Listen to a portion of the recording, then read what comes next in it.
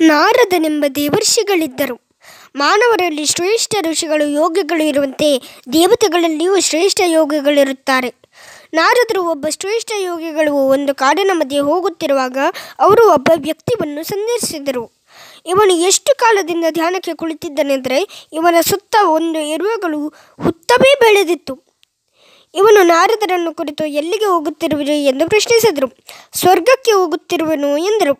ಹಾಗಾದರೆ ನನಗೆಂದು ದೇವರ ಕೃಪೆಯಾಗುತ್ತವೆ ಮತ್ತೆ ಎಂದು ಮುಕ್ತಿ ದೊರೆಯುತ್ತದೆ ಎಂದು ಅವನನ್ನು ಕೇಳಿ ಎಂದು ಕೇಳಿಕೊಂಡನು. ಮುಂದೆ ಹೋಗಲಾಗಿ ನಾರದರು ಇನ್ನೋರ್ವನನ್ನು ಸಂಧಿಸಿದರು. ಅವನು ಕುಣಿಯುತ್ತಾ ನರ್ತಿಸುತ್ತಾ ಇದ್ದನು. ನಾರದರೇ, ಎಲ್ಲಿಗೆ ಹೋಗುತ್ತಿರುವಿರಿ ಎಂದು ಆತ ಕೇಳಿದ. ಆಗ ನಾರದರು ಹೇಳಿದರು, ನಾನು ಸ್ವರ್ಗಕ್ಕೆ ಹೋಗುತ್ತಿರುವೆ ಎಂದು. ಹಾಗಾದರೆ ನನಗೆಂದು ದೇವರ ಕೃಪೆಯಾಗುತ್ತದೆ ಮತ್ತೆ ಎಂದು ಮುಕ್ತ ದೊರೆಯುತ್ತದೆ ಎಂದು ಅವನನ್ನು ಕೇಳಿ ಎಂದು ಕೇಳಿಕೊಂಡನು. ಸ್ವಲ್ಪ ಕಾಲದ ನಂತರ ನಾರದರು ಹಿಂತಿರುಗಿ ಬರುವಾಗ ಮೊದಲು ಹುತ್ತದ ಮಧ್ಯೆ ಧ್ಯಾನ ಮಾಡುತ್ತಿದ್ದವನನ್ನು ಸಂಧಿಸಿದರು. ನಾರದರೇ, ನನ್ನ ಬಗ್ಗೆ ವಿಚಾರಿಸಿದ್ರಾ ಎಂದರು.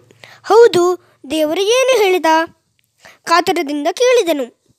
ನಾರದರೆಂದರು, ಭಗವಂತನು ಹೇಳಿದ, ನಿನಗೆ 4 ಜನ್ಮಗಳ ನಂತರ ಮುಕ್ತಿಯಾಗುವುದಂತೆ.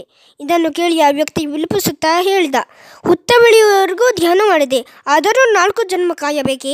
ನಾರದರು 2ನೇ ವ್ಯಕ್ತಿಯೊಡನೆ ಹೋದರು. ನನ್ನ ಪ್ರಶ್ನೆಯನ್ನು ಕೇಳಿದ್ದೀರಾ ಎಂದು ಆತನ ಪ್ರಶ್ನೆಗೆ ಅವರು, ಹೌದು ಕೇಳಿದೆ. ಆ ಹುಣಸೆ ಮರವನ್ನು ನೋಡು, ಅದರಲ್ಲಿ ಎಷ್ಟು ಎಲೆಗಳಿವೆಯೋ ಅಷ್ಟು ಬಾರಿ ನೀನು ಜನ್ಮ ಎತ್ತಬೇಕು, ಅನಂತರವೇ ಮುಕ್ತಿ ಎಂದರು. ಎಷ್ಟು ವರ್ಷಗಳಾದರೂ ತಾಳ್ಮೆಯಿಂದ ಇದ್ದರೆ ಪ್ರತಿಫಲ, ಅಷ್ಟು ಜನ್ಮಗಳ ಕಾಲವ ಸಿದ್ಧನಿರಬೇಕು. ಧ್ಯಾನದಲ್ಲಿ 3 ಹಂತಗಳಿವೆ. ಮೊದಲನೆಯದು ಧಾರಣ ಎಂದು ಕರೆಯುತ್ತಾರೆ. ಒಂದು ವಸ್ತುವಿನ ಮೇಲೆ ಮನಸ್ಸನ್ನು ಏಕಾಗ್ರತೆಗೊಳಿಸುವುದು. ನಾನು ಈ ಲೋಟದ ಮೇಲೆ ವಸ್ತುವನ್ನು ಏಕಾಗ್ರಗೊಳಿಸಲು ಪ್ರಯತ್ನಿಸುತ್ತೇನೆ. ಆಗ ನಾನು ಲೋಟವೊಂದನ್ನು ಬಿಟ್ಟು ಬೇರೆಲ್ಲ ವಸ್ತುಗಳನ್ನು ಮನಸ್ಸಿನಿಂದ ಹೊರಹಾಕುತ್ತೇನೆ. ಆದರೆ ಮನಸ್ಸು ಚಂಚಲವಾದದ್ದು.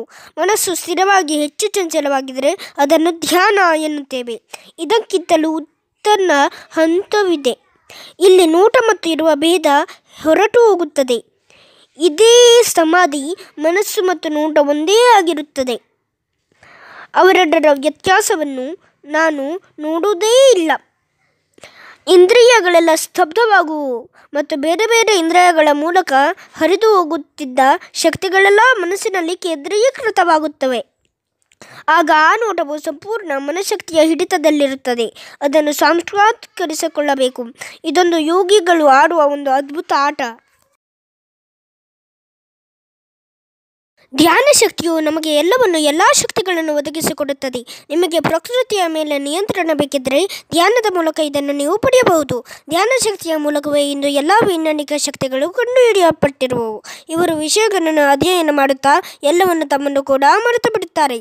ಆಗ ಮಹಾಸತ್ಯಗಳು ಮನಸ್ಸಿನಲ್ಲಿ ಉಳಿಯುತ್ತವೆ. ಕೆಲವರು ಅದನ್ನು ಸ್ಫೂರ್ತಿ ಎಂದು ಕರೆಯಲ್ಪಡುವುದಲ್ಲ. ಆಗಲೇ ಮನಸ್ಸಿನಲ್ಲಿರುವ ಕಾನೂನುಗಳ ಪರಿಣಾಮ ಅದೇ ಒಂದು ದಿನ ಸ್ಫೂರ್ತಿಯಾಗಿ ಕಾಣಿಸಿಕೊಳ್ಳುವುದು. ಹಿಂದಿನ ಪ್ರಯತ್ನವೇ ಅದರ ಕಾರಣ. ಆಲೋಚನೆಯ ತೀವ್ರತೆಯು ಧ್ಯಾನ ಶಕ್ತಿಯೇ.